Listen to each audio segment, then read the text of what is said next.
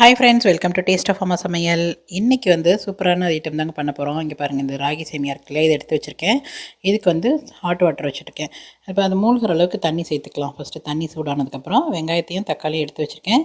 வெங்காயம் நல்லா தோலை மட்டும் உரிச்சு வச்சுருக்கேன். இப்போ நல்லா கழுவிட்டு கட் பண்ணி எடுத்துக்கலாம் பொடிசா. இட்லி பானையில் தண்ணி கீழே பாத்திரத்தில் வச்சுருக்கேன். தட்டத்துக்கு மேலே வச்சுட்டேன். நீங்கள் பார்த்தீங்கன்னா துணி போடுறதா இருந்தாலும் போட்டுக்கோங்க. தண்ணி சூடாகிட்டுருக்கு. அது கரெக்டாக 2 நிமிஷத்தில் தண்ணி பார்த்திங்கன்னா அந்த பபிள்ஸ் வர ஆரம்பிச்சிடும் இல்லையா, அது வரைக்கும் அந்த சேமியா தண்ணியில் இருந்தால் போதுங்க. கரெக்டாக 2 இல்லை 3 நிமிஷம் இதில் போட்டிருக்காங்க பார்த்தீங்களா கவருக்கு பின்னாடியே, அதை நீங்கள் ஃபாலோ பண்ணால் கரெக்டாக இருக்குங்க. 2லேருந்து ஒரு 3 நிமிஷம் தண்ணியில் வச்சு எடுத்துட்டிங்கன்னா போதும். ரொம்ப நேரம் ஊற விட்டிங்கன்னா கரைஞ்சி போய்டும். தோசை மாவு கரைப்போம் பார்த்தீங்களா, அந்த மாதிரி ஆகிடும். கரெக்டாக 3 மினிட்ஸில் வடிகட்டி எடுத்துருங்க. இப்போ நான் இதை க்ளோஸ் பண்ணி வச்சுட்டேன். வெங்காயத்தையும் தக்காளியும் நல்லா கழுவி எடுத்துகிட்டு வந்துட்டேன். பொடியை நறுக்கி எடுத்துக்கிறேன். காரத்துக்கு பச்சை மிளகாய் சேர்த்துருக்கேங்க.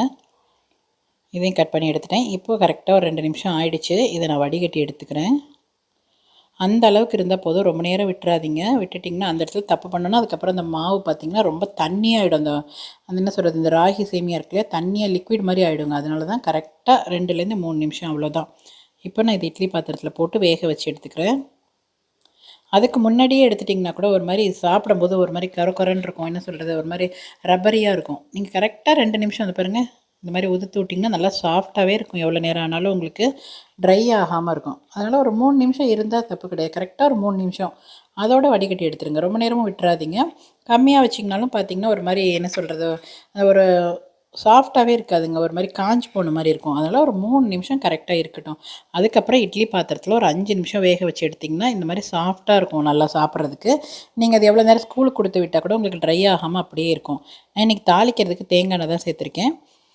உங்களுக்கு தேங்காய் எண்ணெய் ஃப்ளேவர் பிடிக்கலன்னா நல்லெண்ணெய் சேர்த்துக்கோங்க. அது கூட கடுகு உளுத்தம் பருப்புலாம் சேர்த்துருக்கீங்க பாருங்கள். நல்லா சாஃப்டாக இருக்குது பார்த்தீங்களா. ட்ரை ஆகாது, அப்படியே இருக்கும். நம்ம இட்லி பானில் வேக வச்சு எடுத்ததுக்கப்புறம் பார்த்திங்கன்னா ட்ரை ஆகாமல் அப்படியே இருக்கும். கடுகு உளுத்தம் பருப்பு பொரிஞ்சதுக்கப்புறமா வெங்காயமும் பச்சை மிளகாயும் சேர்த்துக்கிறேன். நல்லா வதக்கி விட்டுறேன். வெங்காயம் நல்லா வதங்கினதுக்கப்புறம் தக்காளி சேர்த்துக்கிறேங்க. தக்காளி வேகிறதுக்கு அது கொஞ்சமாக உப்பு சேர்த்துக்கலாம்.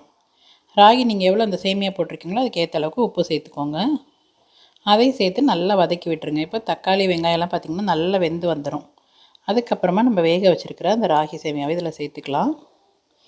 இது இன்னொரு மெத்தட்லேயும் பண்ணலாம். பார்த்தீங்கன்னா நீங்கள் கடுகு உளுத்தம் பருப்புலாம் சேர்க்குறோம் இல்லையா, அதுலேயே கடலைப்பருப்பு, கொஞ்சம் வெங்காயம், அப்புறம் தேங்காய் சேர்த்துக்கலாம். அதில் தேங்காயும் சேர்த்து நல்லா வதக்கி விட்டுட்டு, தேங்காயெலாம் நல்லா வதங்கினதுக்கப்புறமா இப்போ இந்த வேக வச்சுருக்கிற அந்த ராகி சேமியா அதில் கொட்டி நல்லா பரட்டி விட்டு ஆஃப் பண்ணிங்கன்னா அந்த டேஸ்ட்டும் ரொம்ப சூப்பராக இருக்கும்.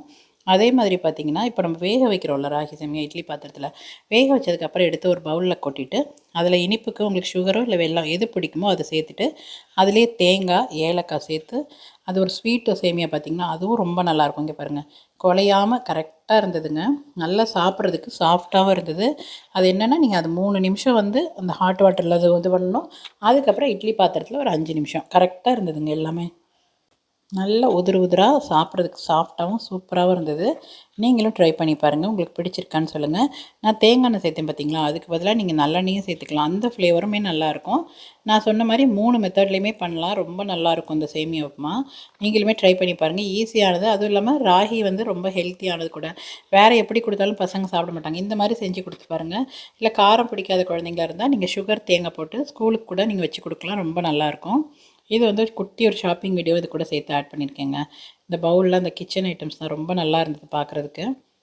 எல்லாம் பாருங்கள், ஒரே மாதிரி டிசைனில் கலர் கலராக வச்சுருந்தாங்க. அழகழகாக இருந்தது. இதெல்லாம் குட்டி குட்டியாக நம்ம இந்த கிச்சனில் என்ன சொல்கிறது, சைட் டிஷ் ஐட்டம் வைக்கிறது அந்த மாதிரிலாம் இருக்குது இல்லையா, அதுதான் இது. எவ்வளோ வெரைட்டி பாருங்கள், டிஃப்ரெண்ட்டாக இருந்ததுங்க பாருங்கள். இது எப்படி இருக்குது, நான் ஃபஸ்ட்டு காமிச்சேன் பார்த்தீங்களா, அதில் அவ்வளோ டிசைன்ஸ். இது ஒரே டிசைனில் 3 கலர் பாருங்கள். கோல்டன் கலர், ப்ரௌனு, அப்புறம் ஒரு க்ரே கலர், ஒயிட் வேறு மாதிரி. எல்லாமே ரொம்ப நல்லா இருந்தது. இதே மாதிரி நிறைய ஷாப்பிங் வீடியோஸ்லாம் ஷேர் பண்ணியிருக்கேங்க என்னோடய சேனலில். பாருங்கள், நல்லாயிருக்கும். ஃபுல் வீடியோஸும் நீங்கள் பார்த்துட்டு எப்படி இருக்குன்னு சொல்லுங்கள். புதுசாக பார்க்குற ஃப்ரெண்ட்ஸாக இருந்தால் மறக்காமல் சப்ஸ்கிரைப் பண்ணிக்கோங்க ஃப்ரெண்ட்ஸ். இந்த சேனல் பிடிச்சிருந்தா ஒரு லைக் கொடுங்க. தேங்க்யூ.